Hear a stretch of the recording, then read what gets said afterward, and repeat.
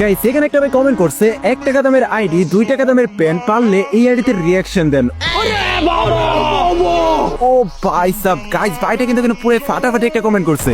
তো চলো গাইস আজকে দেখে আসি ভাইটা কি এমন আইডি যে আইডিতে রিঅ্যাকশন দেওয়ার জন্য কিনা ভাইটা এত সুন্দর করে একটা ছন্দ মিলে কমেন্ট করছে।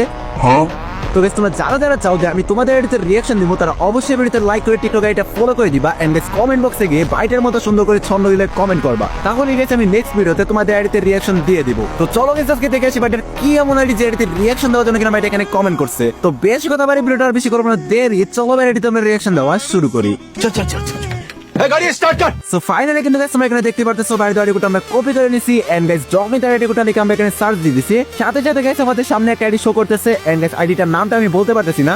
তো যাই হোক গাইস চলো এখন আইডিতে প্রবেশ করা যাক। তো গাইস আমরা যখন এখানে আইডিতে প্রবেশ করি, ও ভাই সাব অস্থির লেভেল একটা এন্ট্রি দেওয়ার ক্যারেক্টার আমাদের সামনে হাজির হয়ে গেল।